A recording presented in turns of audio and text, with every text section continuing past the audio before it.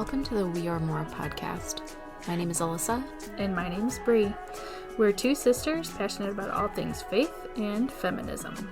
We believe that Jesus trusted, respected, and encouraged women to teach and preach his word. And apparently that's controversial. Get comfy. Hello. Hello. We're coming to you live from not Disney. And also we're not live. So there you go. I feel barely living. Earlier today, I said something to my daughter about, like, where's Auntie or whatever. And she goes, I think she's dead. Because that's my response to everything. It's like, probably dead. Probably dead. Passed away. Deceased. So that's what happened to you today, even though you didn't know it. I felt it. Well, there you go. I felt it in my knees. I felt it on my nose. I saw a TikTok. No, it wasn't a TikTok. It was an Instagram post. And it was like, in reality, I'm 19, but my knees are 74. And my soul is 99. And I was like, wow, she really Frankensteined herself.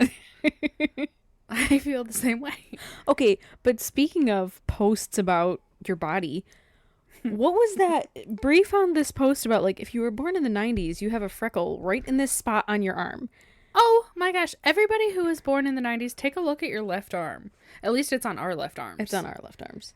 Kind of like go palm up and look maybe 2 inches from your elbow.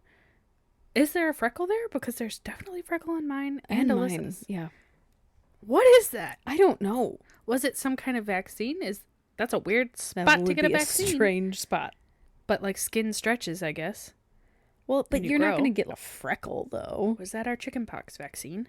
I'm absolutely sure they didn't give it to us on our inner elbow. Doctors. Can you explain? All the doctors out there listening.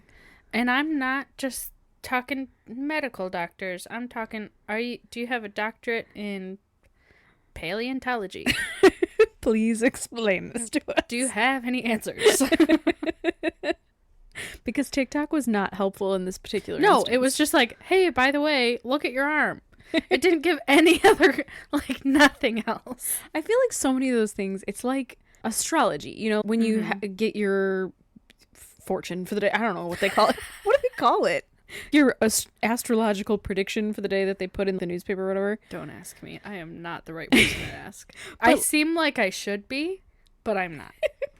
But they put things in such a general way. They're like, yeah, you're going to meet a human today, and they're going to say words to you. That obviously it's going to apply. But that is wildly specific. Yeah. And for it to apply to both of us. Freckles. Left arms. Off to the left side of your inner elbow. Yeah. It's wild.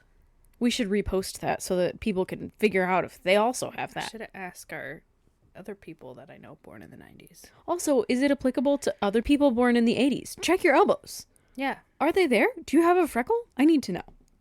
Mom? Dad? That's the only people. These are the only people we know, guys.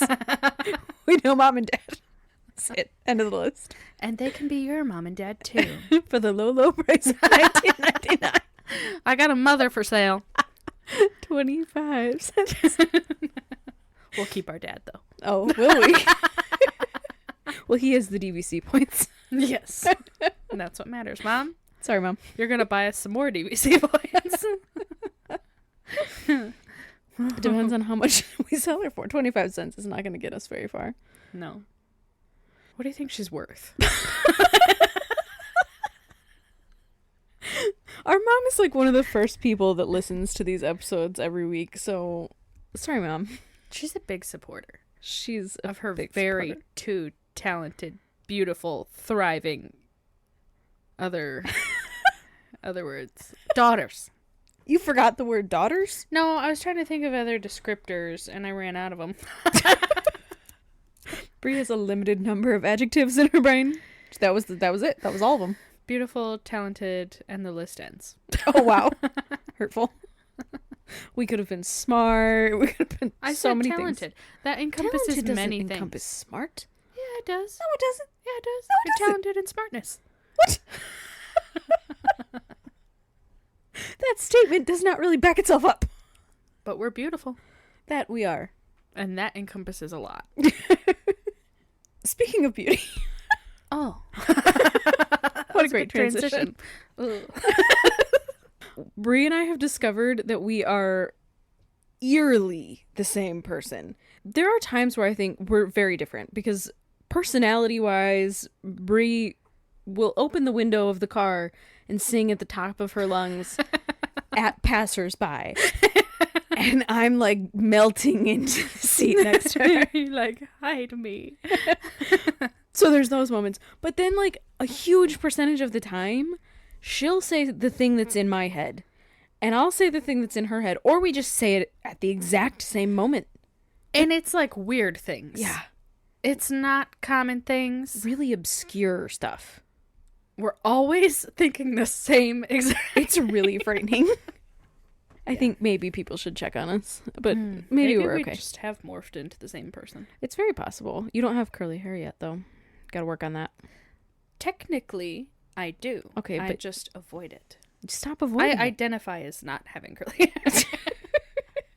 It's not really working for you. It's really actually damaging my hair at this point. Don't worry, I'll take you in. I'll get you a whole routine. It'll be great. I don't want the routine. The people out there with the curly hair, they want you to have the routine. No. They do. They're like, I understand. It's a lot. Peace be with you. All right, we gotta get to a point at some point. So, Bathsheba. So, if you did not listen to last week's, we started a series on Bathsheba. We're gonna do 3, possibly 4 episodes. We've actually been talking a little bit about what we want to go into, and it's kind of extensive. Mm-hmm. So we may extend this out I don't know, it's our podcast. We'll do what we want. It's our podcast and not yours. But should we come up with a nickname for Bathsheba? Because Bathsheba is a mouthful. It is a long name to pronounce. I'm thinking Babs. Oh, okay, sure. That feels respectful. It's different than what I call the dog. Bebs. So last week we kind of went through the actual biblical story. Mm-hmm. So if you didn't listen to that, you might want to actually go back to that one, listen to that one first, and then come to this one. Because it'll help inform what we're talking about this week. If you want to spend about 2 hours with us, then you can go back. We're a super amazing time. I think that sounds like a great way to kill a Saturday morning. We have looked at some of our statistics, and some people are doing that. Yeah. There have been some people, like 7 straight episodes in a row. And I'm like, whoa, that's a lot of me. That's a lot of Brie. That's a lot of me. But if you're having a good time, make sure you have a mimosa along with it, because that sounds even better. Yeah. I bet we're way more interesting with a mimosa. Well, I know we are, because I've had a mimosa while being with you, and it is more interesting. We need to get back on topic. Let's talk about Babs. All right, Babs. So this week we're going to talk a little bit more about the research behind the topic and people who are smarter than we are, frankly. Most people. That's true. One of the articles we're going to focus on, there's a few we're going to talk through, but one of them is from our good friend Mark. Our good friend Mark. And different than our best friend Beth. Different than that, yes. So our good friend Mark. She is incredible. We've talked about her before. She is the title of her blog includes her name and then exploring the biblical theology of Christian egalitarianism. And I'm assuming you pronounce her last name Mouskowitz. That's not it. She actually, I discovered that she has an about section and it does have the pronunciation of her name. But I'm not going to try it because I don't want to. Does she have a son named Fievel? I don't think so. Is he a little mouse? I don't think so. Was Fievel a mouse? Fievel was a mouse. Okay, good. Just checking. So the article that we're going to talk about first is called A Sympathetic Look at Bathsheba. And we talked a little bit last week about the perceptions around this story, around who Bathsheba was, and why she got this really horrible reputation. Mm-hmm. Because it's really not written into the Bible in any version. Nope. Like I said last week, I read through 4 different versions of this story, and it's a hard story in and of itself, so reading through 4 versions is tough. But I really wanted to get an overview of the newer versions of the Bible, some of the older versions of the Bible. I read it in the ESV, the KJV, the NIV, and the Message. And if those are very confusing acronyms for you, they're all just different versions of the Bible. Most of them are translations. Mm-hmm. And if you want to learn more about those things, I recommend researching the purposes behind why they were written. And we could do a whole episode on that. We really should. But anyway, we're going to look at this article right here. I've got it pulled up. And one of the things that stood out to me, I'm not going to read through her whole article because it is intense. It's extensive, but she's a scholar. It's just so incredibly smart. But one of the great things is that she references every Bible verse that she talks about, every research piece that she's looking at. So if you want to check her out, would highly recommend that, reading this article yourself. So one of the first things that she talks about is whether or not Bathsheba was naked.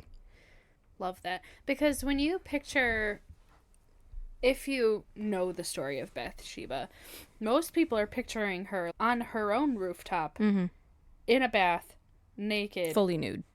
On purpose, seducing David. Like, standing there posing. Oh, I'm seductively washing my body. Where's my Dove soap? Oops, I dropped it. But what Mark talks about is super interesting to me. So, kind of just the backstory of just this little bit of the story is that King David, who is the king of Israel at the time, goes onto his roof in the middle of the day at one point when he's not supposed to be home. He's supposed to be at war. And looks out on the expanse and sees Bathsheba, who we don't know that he knew prior to this moment, but he sees her and she's bathing and he finds her very attractive. So that's the beginning of the story. He goes, bow, chicka, wow, wow. I mean, really, he does. Yeah. And so the assumption has been, A, that she's on her roof. B, that she's fully naked. Now, the on her roof thing, I'm not exactly sure where that came from. I think we're getting it confused just as a people because he was on his roof. For sure. But it just says she was within her home. As Marg says, at the time, women didn't have the luxury of a private bathroom in their home. That was not a thing. It wasn't a thing for a long time. Right. I'm thinking Pride and Prejudice. They just hauled a bathtub into the bedroom. So you've got to think everyone, men, women, children, are bathing semi-publicly. Not like out in the open, but like potentially with an open window in some space or in their courtyard or something along those lines, with the expectation that like, oh hey, no peeping Toms are going to be on their rooftops staring down at me. Fair assumption. I would hope that most people out there are showering thinking there's no peeping Toms. Unfortunately for Bathsheba, that was not true. So we assume that she's on her roof. That's not biblical. It's not what the Bible says. It is in all kinds of resources. Like, there are tons and tons of resources saying she was on her roof. I've heard countless sermons saying she was on her roof. And again, the implication is always she's doing this on purpose. Correct. She's purposely on her roof. Shame on her. Now, the reality is that, and we talked about this last week, David shouldn't have been home. So even if she was purposely on her roof, why would she have been purposely on her roof when David wasn't supposed to be home? If she was trying to seduce the king, if that was her goal. So then let's talk about the nakedness aspect. Oh, the nakedness of me. I think here in 2024, where we sit, we like to take our culture and push it all the way back. Yeah. And to us, of course you bathe naked. Unless, wasn't it Ross from Friends who's like, never nude? Or was that just something that was on, what was that show that Netflix brought back? I just remember quoting that with my friends in high school. Arrested Development. Was it that? It was Never Arrested Nude. Development. Yeah, it was like a club. It was like the Never Nude Club. Yeah, so unless you're those people. But like for the most part, we are showering and bathing naked. Because we have complete privacy. Again, for the most part. I don't know your situation, but... And also, you can get in all your cracks and your crevices. Thank you for better if you're nude. And so we assume that would have been the case all throughout history and time, right? Mm-hmm. But now this is not proven one way or the other, but as Mark points out, culturally, you would not have necessarily been naked when you were bathing because you didn't have an expectation of complete and total privacy. Mm-hmm. So there is a fully large possibility that she wasn't naked at all. She wasn't on her roof and she wasn't naked. And that culture was pretty concerned with... Now, this is just my thought. Mm-hmm. I would think that they were pretty concerned with modesty, specifically for women at that point in time. So it would be a little odd. Yeah, for her to be fully naked. Nude. Yeah, and so that could have meant, you know, as I'm washing this part of my body, I'm covering up this part of my body, as, you know, whatever. Mm-hmm. So she probably would have been less covered than normal. Like, she wasn't in full robes. Again, expectation of privacy. Mm-hmm. Expectation of privacy, guys. Like, she had a reasonable reason to assume nobody was going to see her. Mm-hmm. So then the next thing that's important to talk about in this article, and I'm going to speed through this one a little bit so we can get through some more. So fast. Like the wind, Bullseye. So the next important aspect of this that we didn't talk about last week is her age. Mm-hmm. So at the time, and, you know, culturally it's different now what is acceptable for an age difference. Mm-hmm. They didn't think like, okay, over 18, you're an adult. Right. There was definitely girls were getting married in their early to mid-teens was the expectation. And the men were not necessarily that young. They may have been younger, but they probably wouldn't have been that young. At this point, David has many, many wives. Mm-hmm. So we assume he's older. Now, she was able to conceive a child, as we learn later in the story. So she's at least old enough to have a period. Right. Mm-hmm. She's gone through puberty. But, I mean, that can happen quite young. Think about when you started your periods out there, if you're... Women. Oh, women. I don't know if it's... I started when I was 10. Thank you for that information. You're welcome. People are getting really serious with Brie here. Listen, that could be a security question. Now you know that about me. Oh, is that a security question? Feels invasive. For the woke community.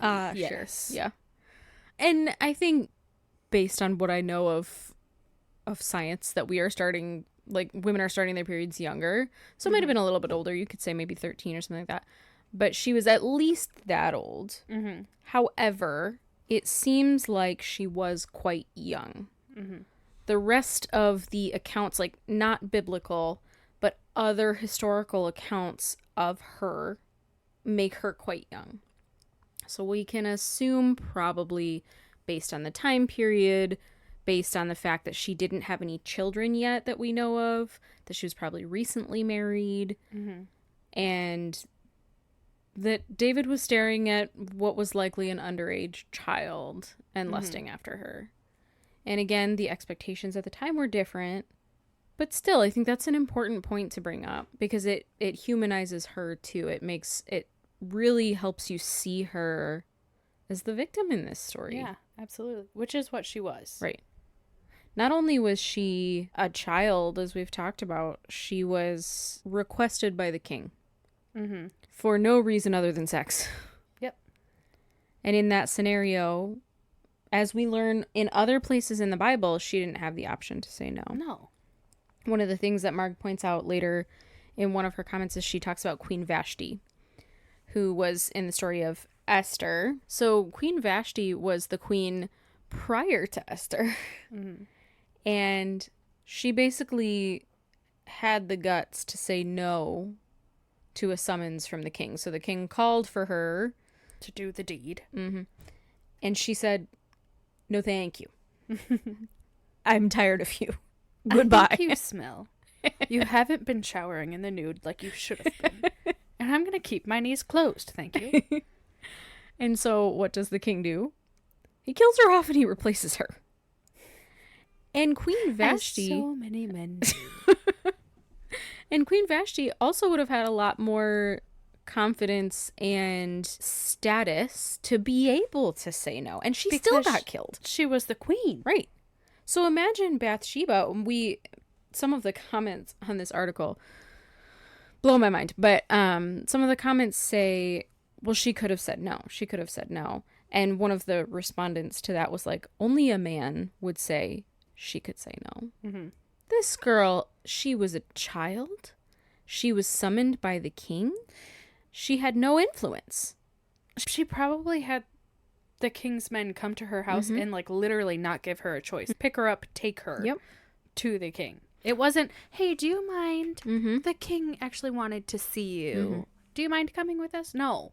It's an order. Right. Well, the verse says, go get her. He sent them to get her. Not to ask. Not to say, hey, next week are you free? And this was after he had asked, who is she? Right. So he knows.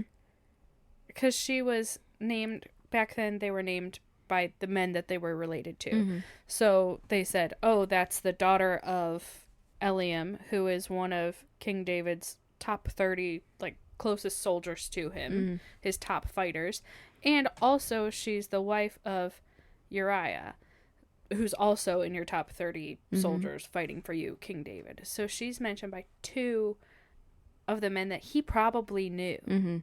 Yeah, that was actually an error that I want to correct from the last one. We had kind of said that Uriah may not have known David, but as we were researching further, it became clear that Uriah would likely have known David, would likely have been in the palace before, because he was one of David's top guys, which makes the story even worse. Yeah. Like, this was someone who had pledged his life to the king and said, I will do anything. I will not question anything that you ask of me. I will lay down my life. Which means, if you think about it, now this is also horrific, so don't come at me. But based on the time period, because Uriah had pledged his life and everything to David, if David had said, Uriah, I want your wife, because David does this later. Yep. Uriah would have said, probably, okay. You're my king. Okay. Now, still horrific, still forcing himself upon her, still awful, but David could have gotten away with it. But instead, he chose to exert his power over Bathsheba and over Uriah in big ways. Over many people, yeah. So he knows who she is. He says, I don't care. Go get her. Ridiculous.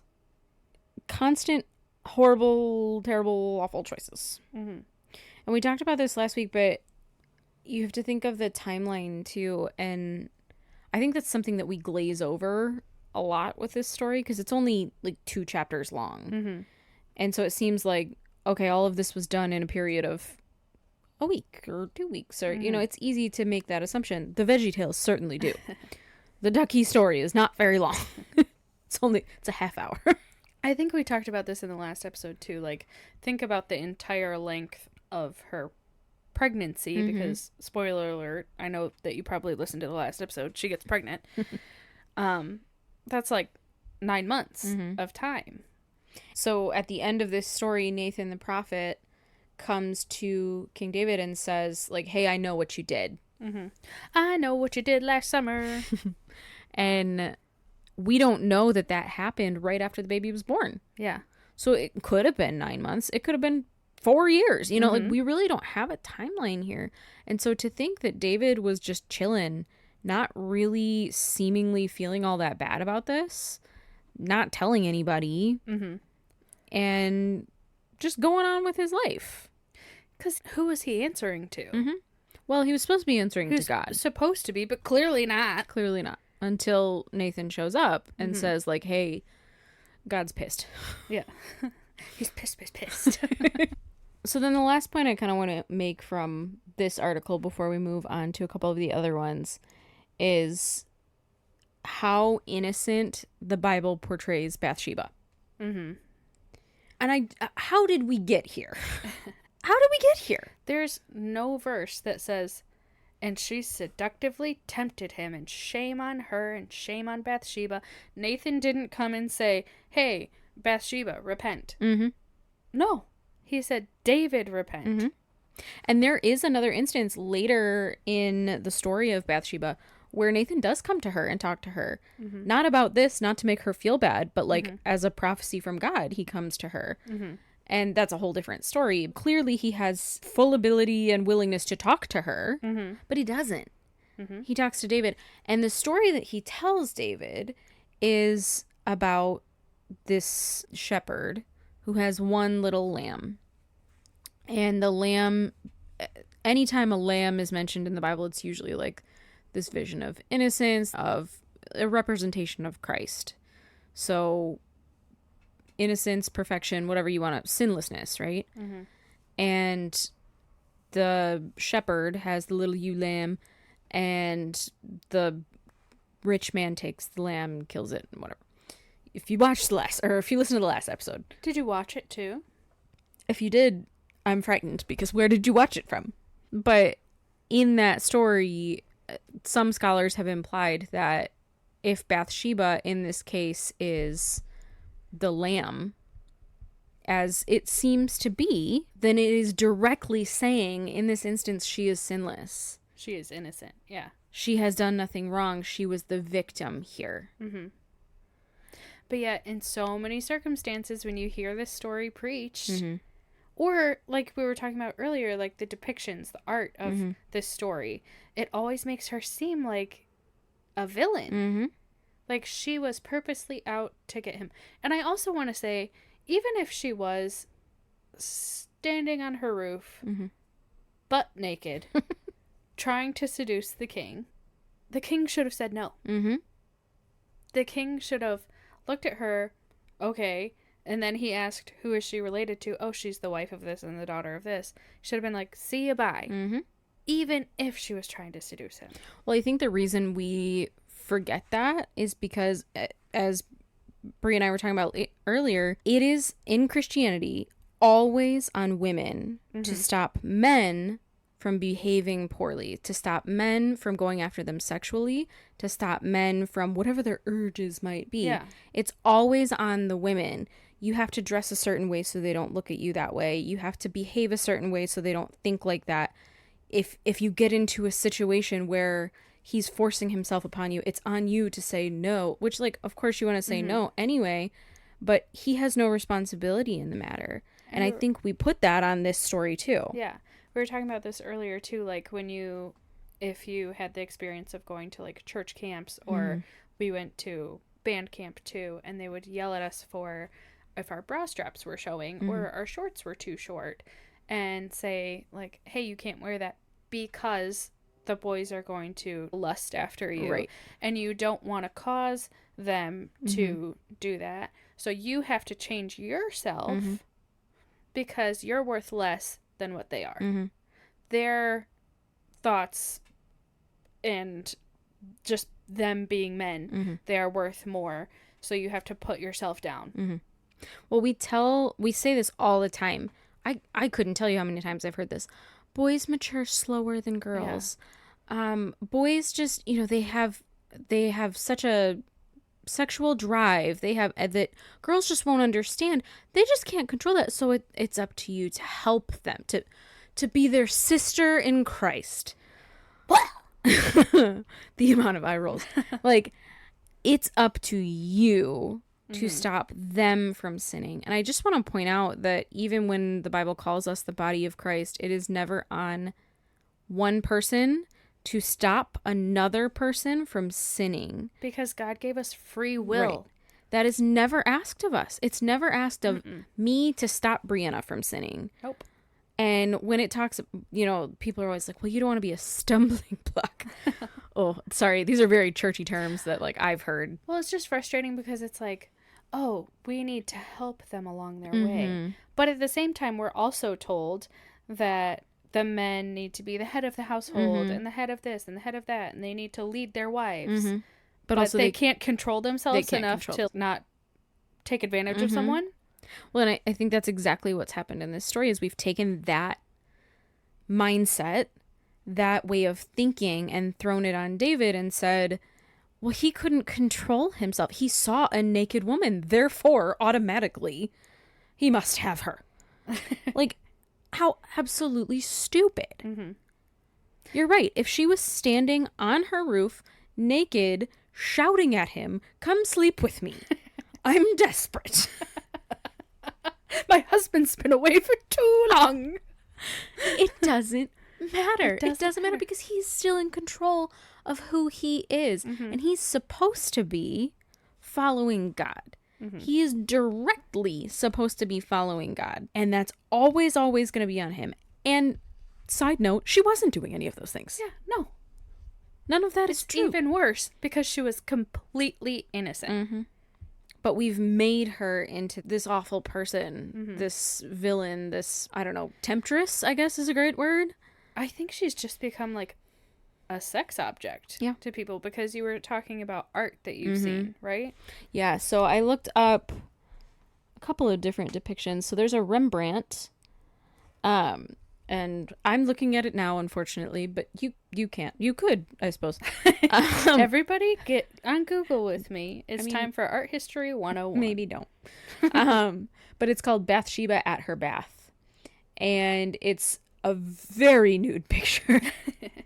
If you're not familiar with this period of art history, there's a lot of nudes, but this one is quite nude.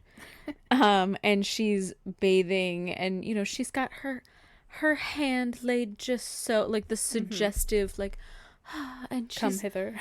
her face is innocently off to the side And as she tries to seduce him, whatever. She butter her eyes like this. But there are many depictions of her, and she's always naked. She's just absolutely always fully nude. And I hate that for her. Now, we know she's been gone for a long time, but just empathetically, imagine if your history, and she has a great story from here. This part of her story is horrific, don't get me wrong, but from here, she has a lovely rest of her story.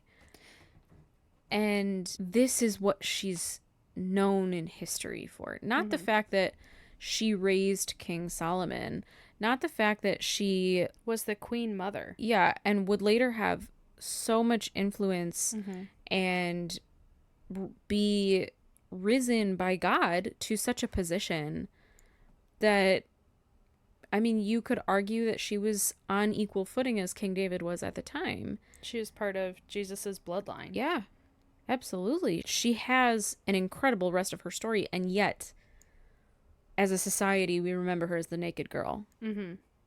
How awful. Because I feel like society just, it's easy. And like we said in the last episode, we like to make a lot of excuses for people in power in order for them to keep their power. This is another excuse. Right. Well, and I think it makes us uncomfy to say the reality of who David was, because he is, and it's actually prior to this story, called a man after God's own heart. And that's an interesting phrase. So Marg actually talks about that as well. So I would recommend checking out her work on that. But it makes us uncomfortable to call him out for what he was. And I can't say, again, the exact word here because algorithms, but the fact that he forced himself on her, the fact that he murdered her husband. Can I say murder? Should I say unalive? He unalived her husband? That's a really tough set of things to try and put together. Man after God's own heart, but also this horrific person. Like, how do you reconcile those? And I think that's why we've done this to her. I think that kind of leads us into some like current events happening in our life right now. Yeah. There's a story going around where someone high up in a position of power in a very well-known church. There's a church that we have been associated with, and there's a huge scandal going on right now. And it's because someone in power decided that they were the most important person. He decided that he was more important than all of the people that he was supposed to be serving. That his needs were more important. And that the consent of other people was not worth his time. Right. And we are really struggling with that right now. As the two of us, as my husband, like it's something that has become very real to us as we look at this story as well. Yeah, I think it relates to this story because he was someone that people wanted to look up to, right? He's someone that a lot of people are still, in some ways, defending Mm-hmm. because it makes them uncomfortable Mm-hmm. to sit with that reality. Like, Yeah. that someone in the faith is not perfect. Mm-hmm. And that it's okay to say what they did was really wrong. Mm-hmm. Well, I think what I've seen also in this story, and I think relates to David and Bathsheba as well, is watching people say, like, post on social media, like, well, whoever's without sin cast the first stone, and we have to forgive and forget, and we have to whatever, and I hear that to some degree. Mm-hmm. We are certainly called to forgive. However, we are also called to call out sin, and we are also called to be there for the people who are hurting. And what doesn't help in those situations is to say, hey, you got to forgive. Hey, you got to forgive. Mm-hmm. Hey, I forgave, so you got to forgive. Hey, forgive. God said forgive. Because you have to think about the people that were affected. Right. And validate that what happened to them is not right. Mm-hmm. And we're there for you. And remember that forgiveness is not something that God said, force this upon others. Right. Forgiveness is something that happens for you to help you in a situation. Mm-hmm. Whenever the other person, should they choose to forgive, that's between them and God. Mm-hmm. And when you post things, when you say things like forgive, forgive, forgive, or when you say it about King David in this story, forgive, forgive, forgive, what you do is invalidate all of what the victim went through, when what you could say instead is, I'm so sorry. That was completely not okay. I am so sorry. Mm-hmm. And that's it. That's the end of the sentence. Mm-hmm.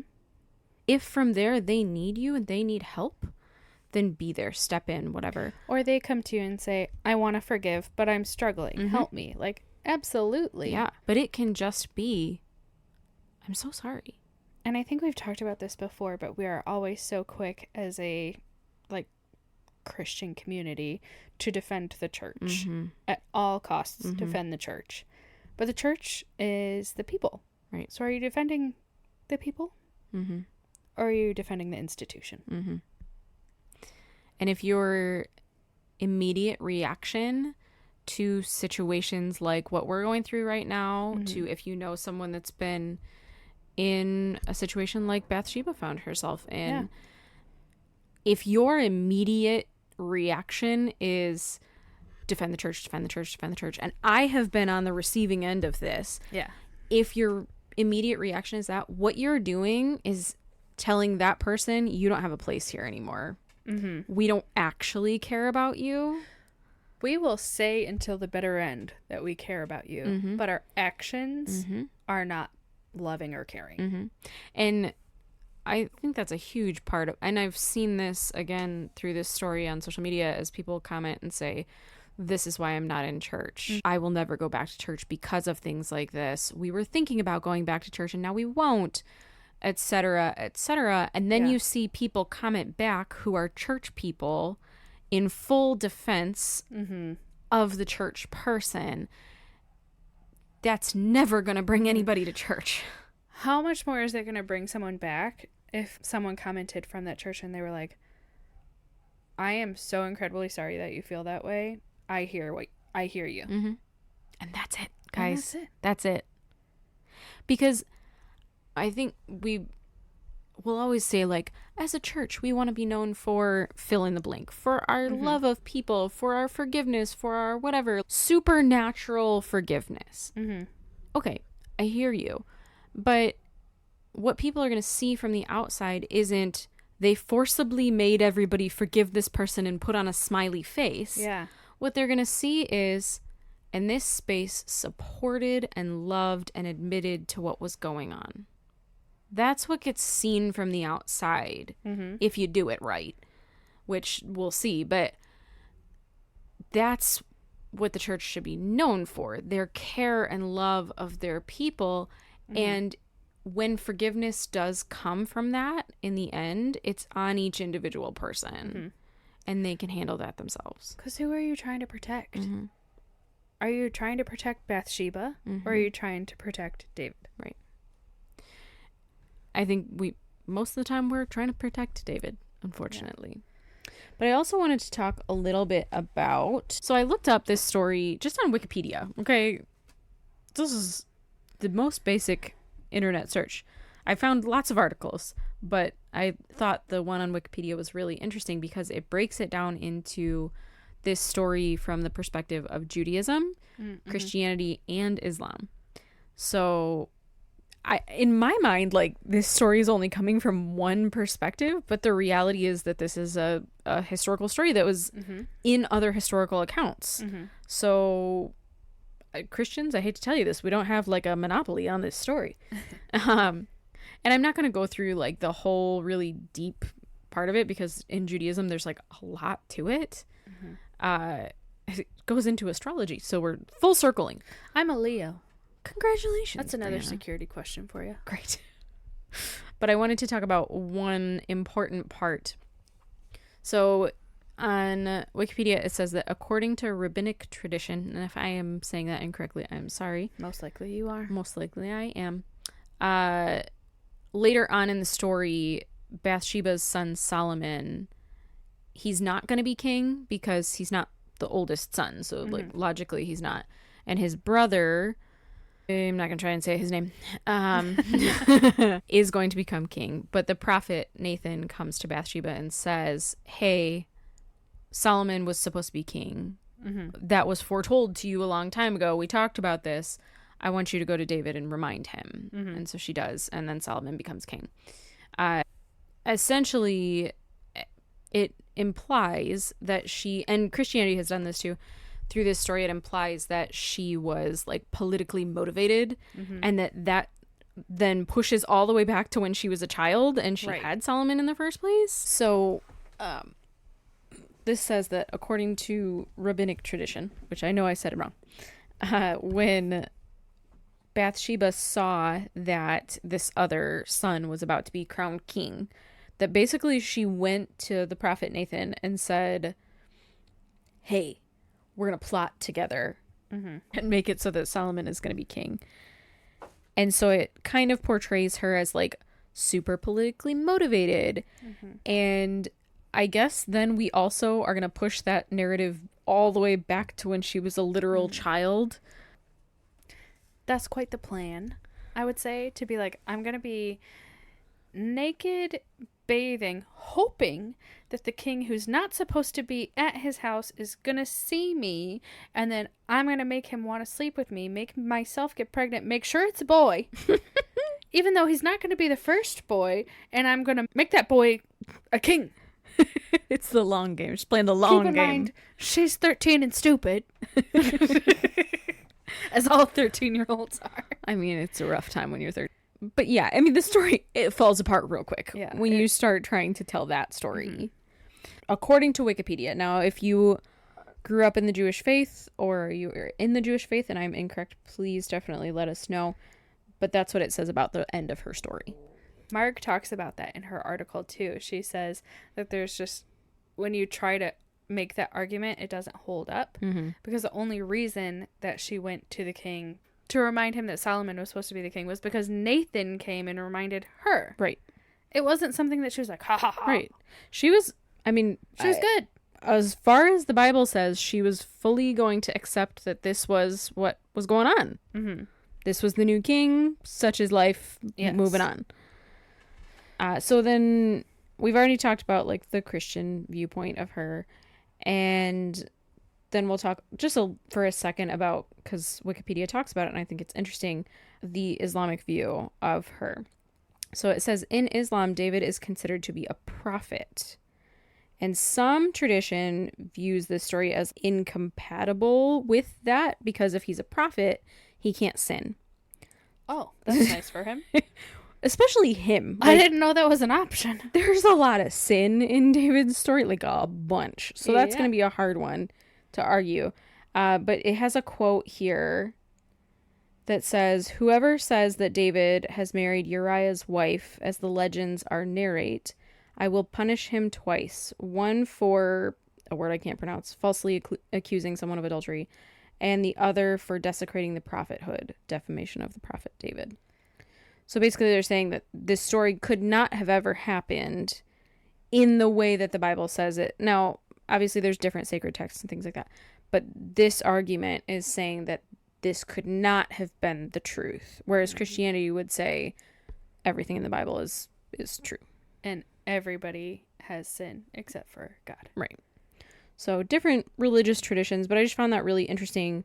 If you want to see those, like I said, it's the Wikipedia page just on Bathsheba. So you can go check that out.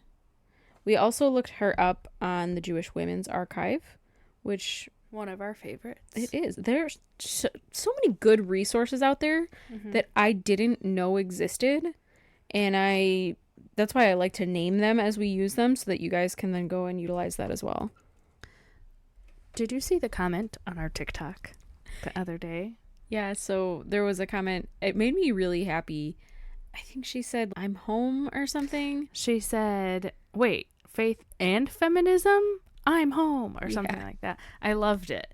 It was, I think I always check our TikTok when I get up in the morning. And it was like the first thing that I saw.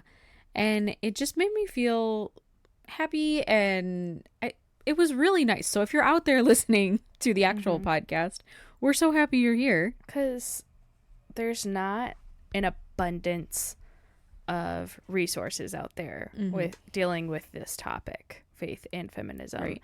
And it is a thing. Like we've said before, Jesus was a feminist. Well, and for us too, we love to see your guys' comments. It's not always easy to do a podcast because this is a lot of work. We spend a lot of our time that we don't have a ton of anyway. Yeah. Podcasting and editing and getting the clips up and things like that. Plus, also, we spend at least 12 hours a day sleeping. It's a lot of work. I need at least 13 hours. So it was just really nice to know that we can be part of creating that community for someone. And hopefully we can also, I don't know, push you all forth into some really good resources as well. I don't know how to say that without sounding weird. Go forth and read. Read these research papers. Have a great time. Anyone want to feel like they're in school? But, just because our best friend is Beth and our good friend is Marg, doesn't mean they can't be your best friends and good friends. Very true, very true. Although we haven't asked them, so we don't know them. They don't need to know. And in fact, if I were to meet them and they were to have listened to this, I think I would be embarrassed. That's fair. But they might also love us. No way to know. No. Unless, hey, Beth, Mark, Sarah Bessie, all of the people that we know. If you'd like to question, comment, concern our podcast, reach out. We'd be open to a brunch, a mimosa. We do love a mimosa. So anyway, next week. Next week. The future. The future. As we look ahead. We're going to be talking about this story again because I just feel like there's so much to it, and her story continues on from here in the Bible. And a lot of times women's stories in the Bible, they do seem very short. They're, one chapter, or even like the book of Esther is very short. Yeah. So it feels like their stories are so short, but with Bathsheba, like we do follow her along for a while. Yeah. She's in the lineage of Jesus, like we talked about. She has Solomon as one of her children. Mark has another article that I read on kind of the continuation of Bathsheba's story that I find really interesting. So we're going to talk about that. I would also like to talk about some of the.